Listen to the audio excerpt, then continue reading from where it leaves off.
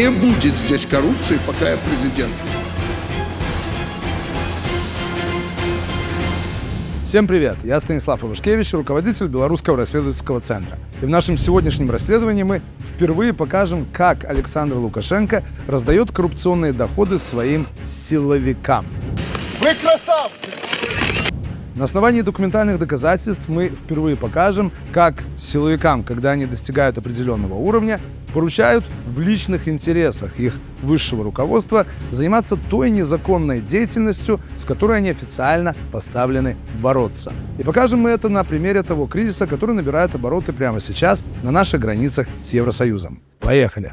Вооруженные силы, погранвойска, управ делами Лукашенко. Вы что там, очумели вообще? Как и сколько белорусские силовики лично зарабатывают на нелегальной миграции? Очная ставка. Есть такая профессия – родину защищать. Что ответили нам фигуранты нашего расследования?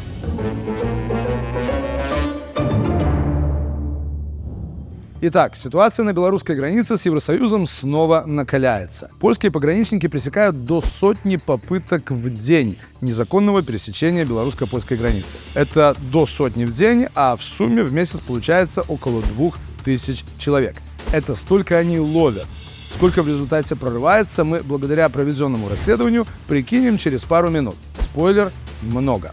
Нелегалы с Ближнего Востока, главным образом граждане Афганистана, Сирии, Йемена и Турции, прорывают границу маленькими группами и массово просачиваются через Польшу в Германию. Министры внутренних дел немецких земель Бранденбург и Саксонии даже требуют ввести стационарный контроль на границе с Польшей и Чехией впервые после эпидемии ковида. Потому что поляки не могут остановить этот поток, несмотря на забор высотой в 5,5 метров, который они построили на границе с Беларусью в 2022 году.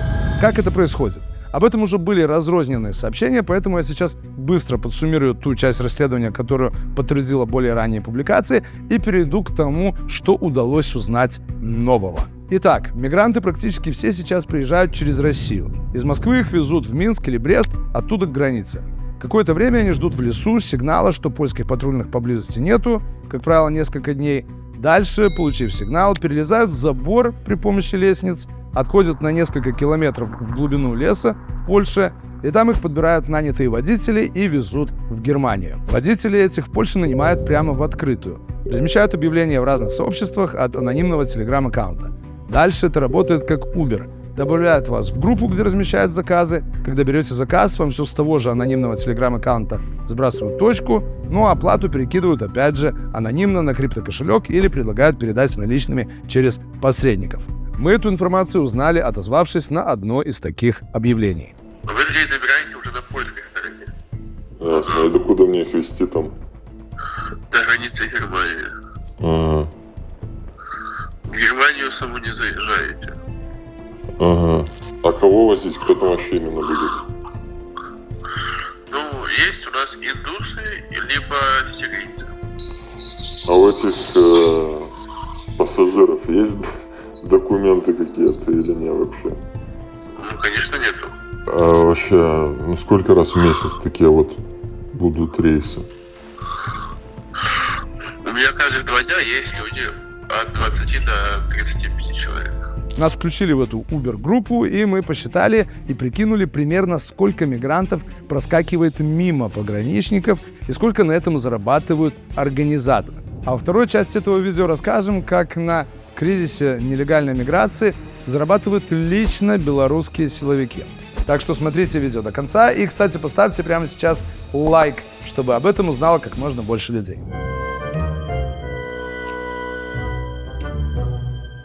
Итак, за месяц наблюдения в одной только телеграм-группе заказов мы насчитали чуть более 1400 мигрантов на перевозку в Германию. Это уже те, которые проскочили пограничников в 5-километровой полосе вдоль границы, потому что точки, где водителям показывают, надо забирать мигрантов, ставятся примерно в 10 километрах от границы. За одного пассажира на момент расследования платили плюс-минус $650. То есть за 8-часовую поездку с 4 пассажирами водитель зарабатывает минимум $2600. Ну, или, если не повезет, то садится в тюрьму на срок до 8 лет. С С начала 2023 года в Польше уже задержали 230 таких перевозчиков и организаторов. Сколько же на этом зарабатывают организаторы всего этого мигрантского пути? Смотрите, считаем сначала их расходы. 1400 человек за месяц, которых мы насчитали в телеграм-группе, умножить на среднюю ставку водителя, получается около $1 миллиона. Они могли заплатить в апреле за перевозку мигрантов до Германии. Прибавляем к этому среднюю стоимость авиабилетов до Москвы из Кабула, Тегерана и Турции, оттуда они сейчас больше всего летят, а также перевозку Москва-Минск граница. С большим запасом это еще не полный $1 миллион расходов. Добавляем к миллиону за провоз по Польше и получаем около $2 миллионов расходов всего. Это затраты человеческой контрабанды. А теперь смотрим на их доходы. Мы поговорили с несколькими мигрантами, которые воспользовались услугами контрабандистов, чтобы добраться из дома в Германию, и выяснили, что каждый мигрант за доставку платит в среднем $9500. Получается, что в сумме организаторы из нашей группы, за которой мы следили, получают за месяц примерно $13,5 миллионов дохода. Отнимаем $2 миллиона расходов на билеты и гонорары водителям, и вуаля! Почти $11,5 миллионов в месяц чистой прибыли. И это только один из многих организаторов перевозок. Но подождите, скажете вы, в затратах мы подсчитали только непосредственную стоимость транспортировки. Но ведь самый главный расход – это оплата за нелегальный переход через белорусско-польскую границу. Кому же могут платить за это контрабандисты? Чтобы получить об этом представление, вернемся в 2021 год.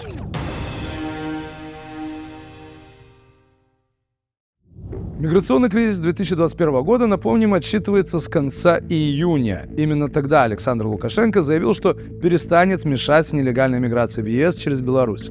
Это был его ответ на санкции ЕС, которые те, в свою очередь, ввели за принудительную посадку самолета Ryanair, на котором летел бывший редактор телеграм-канала «Нехта» Роман Протасевич. Вы против нас развязали гибридную войну и требуете от нас, чтобы мы вас защищали, как и прежде?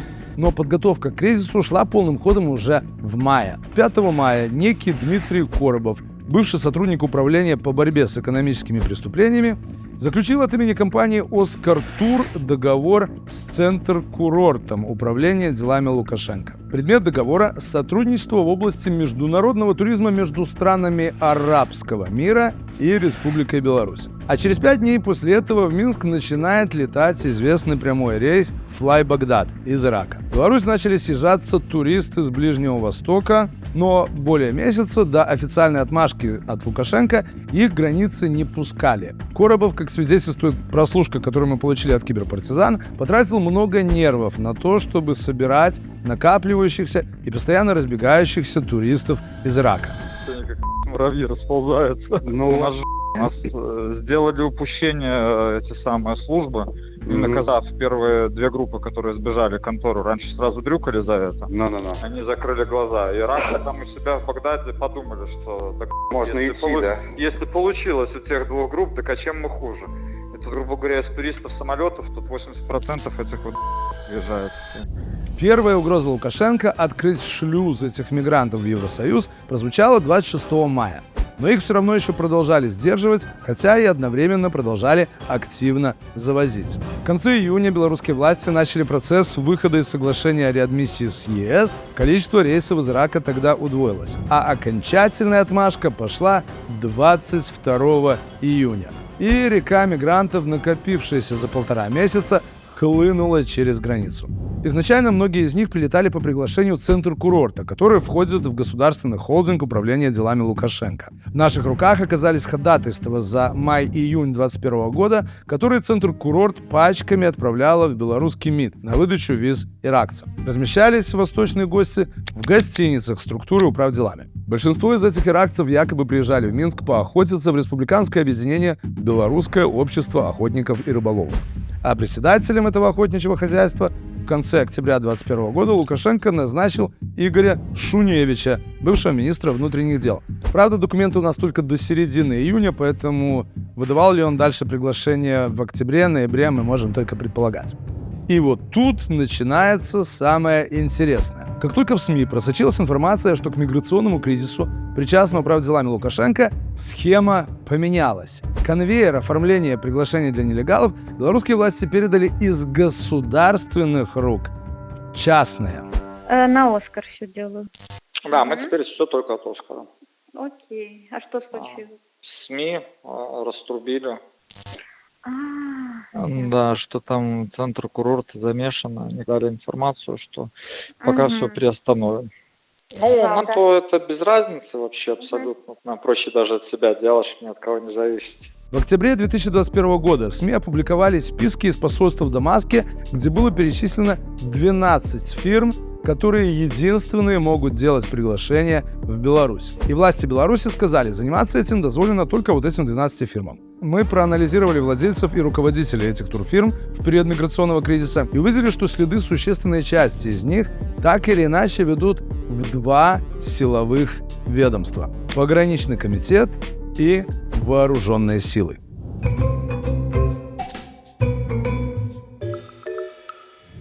Итак, начинаем. Первая из списка фирма New Flag. Бывшая владелица Ирина Ревенко. Ее муж, милиционер, работает там оперативником. Вы сейчас посмеетесь и скажете, тоже мне нашли связь с силовиками. С какой стати Лукашенко отдаст доходы от нелегальной миграции рядовому милиционеру? И будете правы, но смотрите, кто у нашего мужа-оперативника брат.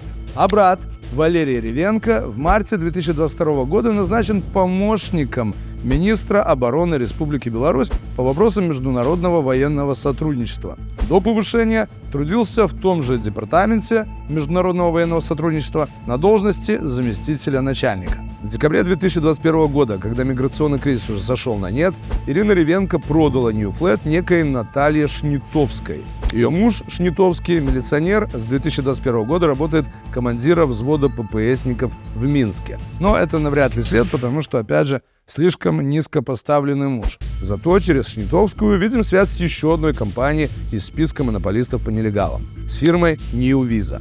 Вот владелица New Visa Марина Бобовик вместе со Шнитовской отдыхают в 2022 году на острове Тенерифе в Атлантическом океане. С апреля 22-го они напополам владеют турфирмой в Смоленске. Там Бобовик зарегистрирована уже под своей девичьей фамилией Адамчук. Возможно, развелась с мужем. Третья фирма Ксаман Travel. Владелица Ольга Шарак была замужем за Дмитрием Шараком, начальником кафедры военной академии. В военной части 301-51 в Фаниполе, где он служил много лет по контракту до 2015 года, у Шарака был начальником Сергей Фролов. Теперь Фролов – начальник главного штаба и первый заместитель командующего зенитно-ракетных войск Беларуси.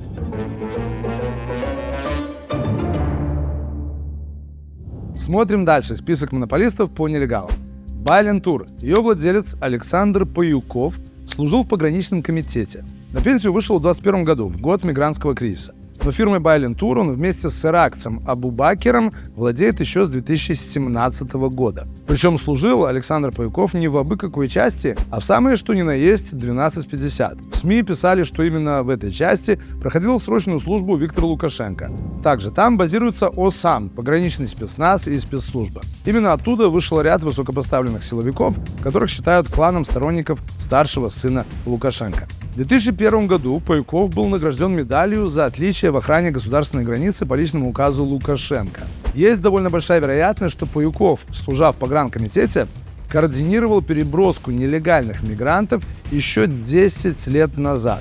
В 2012 году в Люблинский суд в Польше передали уголовное дело в отношении некоего 47-летнего майора ГПК Александра П. Тогда его подозревали в переправе через белорусско-польскую границу нелегальных мигрантов. Польские прокуроры считали, что Беларусь причастен к переброске в Польшу без малого 1500 азиатов. Польские следователи выяснили, что он входил в состав организованной преступной группы, которая действовала на протяжении 8 лет. Нелегальные мигранты из Вьетнама платили опекунам за доставку на территорию ЕС $5000, из Китая – 6000 евро. Майор из Минска получал свою долю от 650 до $700 с человека. У нас есть сведения, что обвиняемый делился деньгами с другими должностными лицами. С чего мы взяли, что этот Александр П. и есть Александр Паюков? Слишком много совпадений. Смотрите. Наш Паюков, как и Александр П. из польского дела, военнослужащий пограничной службы. Александру П. 47 лет в деле. Паюков 65-го года рождения, и в 2012 году ему как раз 47 лет. Дальше. По сообщениям польских СМИ, подозреваемого белорусского пограничника Александра П. задержали при пересечении белорусско-польской границы по дороге в Германию в марте 2011 года. Александр Паюков выехал из Беларуси в Польшу 15 марта 2011 года через Брестский пункт пропуска. Из Бреста вы попадаете в Люблинское воеводство Польши. Дело Александра П. рассматривалось в Люблинском суде. 10 лет назад польская прокуратура предъявила ему обвинение в 12 преступлениях. Сам Александр П. в Люблинском суде вину признал. В прессе сообщалось, что польская прокуратура обращалась в Беларусь за 2 подельниками Александра П., но из Минска запрос проигнорировали. Мы решили позвонить Александру Паюкову и дать ему слово относительно того, что нам удалось узнать. 655. Тоді розкажіть, як було на самій справі. Тобто вас затримали на виїзді з Бреста, так? Это же, вы знаете, что есть работа, оперативная работа, да? Надо зайти внутрь преступной группировки и ее развалить. Тобто ви на самій справі просто внедрилися в эту групповку, яка этим займалася, правильно? Ну, ничего я не внедрялся, я просто не хочу говорить, это все вранье. Ви вину свою признали? Признал. Так а на подставі чого вас видали в Білорусь? Никто меня не выдавал. Никто не выдавал. А як вас відпустили? Сам я приехал, визу выездную польскую мне дали, я поехал домой. Есть такая профессия — родину защищать. Ага. Я никогда не буду ни предателем, ни ничего, есть профессия, да? Я этим горжусь. Организовывать, короче, нелегальную миграцию, это было в рамках обороны Родимы, потому что вам так загадали, так? Миграцию, что ты сочиняешь? Ну зачем ты опять сочиняешь? И теперь смотрите дальше. Через 2 месяца на Паюкова заводят уголовное дело уже в Беларуси, но не за нелегальную миграцию, а за поддельный паспорт, по которому он выехал из Беларуси за несколько лет до этого. Дело в 2013 году закрыли. Дело в том, что поддельный паспорт Паюкова на имя Тарасевич Игорь Анатольевич оставался действительным до 2020 года. То есть это никакой не поддельный паспорт, а паспорт прикрытия. А еще, благодаря помощи киберпартизан, мы узнали, что Паюкову выдавали и 3-й паспорт на имя Карасева Юрия Николаевича. А на пенсию из погранвойск, как я уже говорил, Паюков вышел в 2021 году, когда его фирму Байленtuр сделали одним из монополистов по обеспечению притока мигрантов. Откуда у вас 2 паспорта на разные имена?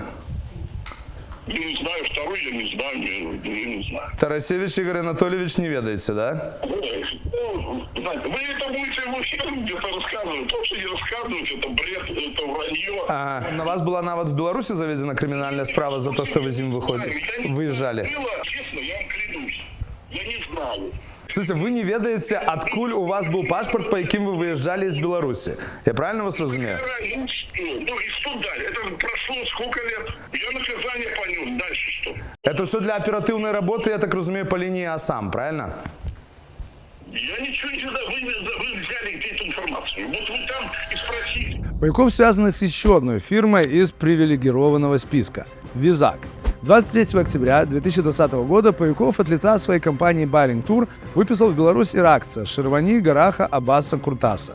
Он прибыл в Минск 7 ноября, а уже 15 декабря стал владельцем турфирмы «Визак», еще одной из списка монополистов. Как видим на примере Паюкова, белорусские силовики для обеспечения нелегальной миграции со стран отправления берут себе оттуда партнеров. Паюков, как мы уже знаем, основал Байленtuр вместе с иракцем Абу Бакером, а потом от этой фирмы выписал еще одного иракца Аббаса Куртаса, который основал вторую фирму, и белорусские власти ее сразу включили в список монополистов по нелегалам. Остальные фирмы из списка, за небольшим исключением, принадлежат таким же партнерам с Ближнего Востока. Golden Golf Group записано на граждан Судана и Саудовской Аравии. В Dream Job владельцы – граждане Сирии. Учредитель Flamingo Travel – белоруска Олеся Матюшенко-Талаи, но, как вы могли догадаться по фамилии, муж у нее иностранец, бизнесмен из Ирана. Ну и Prestige Travel – директор иракец. Кстати, вот этой Prestige Travel до августа 2021 года руководила некая Дарья Тёса. Она раньше работала во многих турфирмах и еще до кризиса имела судимости за организацию незаконного въезда в Беларусь иностранных граждан, подделку ходатайств на выдачу виз и подделку договоров об оказании туристических услуг. Многократно. Предпоследняя фирма «Алирти», давний партнер «Центр-курорта», который принадлежит управделами Лукашенко, владелица работала на телеканалах «Россия-1» и НТВ, а отец ее, народный артист Беларуси, ездил с концертами в так называемую Донецкую Народную Республику.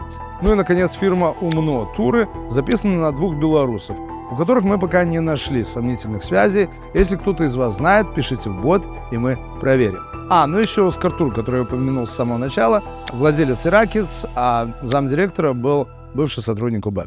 Итак, что мы выяснили на этом этапе нашего расследования? Частные доходы от подготовленного мигрантского кризиса в 2021 году власти распределили между фирмами, связанными с наивысшими чинами армии, а также выписали несколько монополий на сослуживца Виктора Лукашенко из погранчасти, где размещается АСАМ. Этот пограничник уже больше 10 лет обеспечивает нелегальную миграцию, пользуясь при этом 3 паспортами на разные имена. В польском суде 10 лет назад этот пограничник, скорее всего асамовец, признался, что в своей служебной должности получал по $700 с каждого нелегального мигранта, а также передавал деньги начальству. Сколько и кому именно передавал наверх, в документах суда не уточняется, но очевидно, что львиную долю, если себе, оставлял всего лишь 15% суммы. Доход с каждого мигранта, по его словам, был по 5-6 тысяч долларов, чуть меньше, чем сегодня. Ну и теперь, когда мы понимаем, как работает система, осталось только рассказать, как оно все перетекло в нынешнее состояние. Тот горячий миграционный кризис закончился, напомню, в ноябре 2021 года. Сначала в результате давления на Багдад со стороны ЕС и США прямые рейсы оттуда летать перестали, а местные власти пообещали принять меры для предотвращения потока нелегалов. Иранские власти. Тогда Беларусь переключилась на Сирию. Острая фаза кризиса тогда закончилась, когда Польша пригрозила перекрыть железнодорожный транзит с Беларусью, а ЕС и США пригрозили санкциями турецким авиалиниям и Аэрофлоту. С тех пор прямые мигрантские рейсы с Ближнего Востока в Беларусь прекратились. Техническим фирмам, которые оформляли мигрантов, жестко запретили искать обходные пути для продолжения бизнеса напрямую именно в Беларусь. А Дмитрий Коробов, который, видимо, пытался делать больше, чем ему было позволено, с февраля этого года находится под следствием в СИЗО номер 1 на Володарке за организацию нелегальной миграции.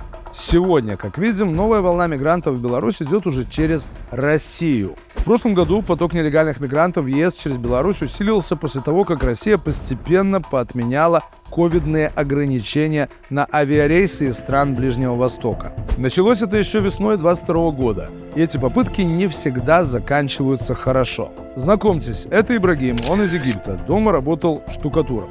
Прилетел в Москву осенью прошлого года. По его словам, попытался там поработать, но через месяц решил пробираться в Евросоюз. Там, в России, я познакомился с человеком, который мне сказал, что знает определенного куратора, который может переправить меня в любую страну в Европейском Союзе. Я заплатил ему ровно 6000 евро. Потом он отправил нам точки GPS, и мы пешком пошли через лес. Конечно же, из России в Беларусь мы приехали на машинах куратора. Потом из Беларуси пошли пешком, прошли примерно 70 километров по GPS, пока не дошли до границы Литвы. Белорусских пограничников, по словам Ибрагима, они по дороге не видели. Пока мы шли по лесу, никого не видели, везде лес. Наш путь был через болото и воду. Никого, пока не дошли до Литвы, до последней точки. Мужчина нас обманул, сказал, что отправит машины, и ничего не отправил. И мы ночевали день, 2 и 3, пока не почувствовали, что наши органы начинают отказывать. Мы уже умираем. И мы вышли на дорогу, начали привлекать внимание, чтобы нас хоть кто-то заметил на дороге. Машина патруля приехала и забрала нас. Литовский патруль, по словам Ибрагима, забрал нескольких наиболее пострадавших от обморожения, остальных прогнал обратно в лес. Наши части тела начали отказывать. Серьезно. Я сжимал пальцы, а они не разжимались, пока я другой рукой не разжимал. Я зевал и должен был помочь себе рукой, чтобы челюсть закрылась. Все. Я умирал. И это не говоря о ногах. Обувь и наши ноги плюс одежда были как кирпичи. Все в снегу. Одному парню, которого зовут Юсеф, ампутировали 3/4 правой ступни и 4 пальца с левой ноги. И Ахмад. Ему ампутировали один палец ноги и второй палец на левой ноге немного почистили. И Мохаммед. Ему отрезали небольшую часть пальца. Мне ампутировали 3 пальца с правой ноги и 3 пальца с левой. Нас было 8 человек изначально. Когда нас остановили пограничники, у 3 из нас ноги были в порядке. У них все было хорошо, они не были измождены, как мы. Их выкинули обратно в лес. И так нас осталось 5. Сейчас Ибрагим в лагере для беженцев и мечтает, что опять сможет ходить.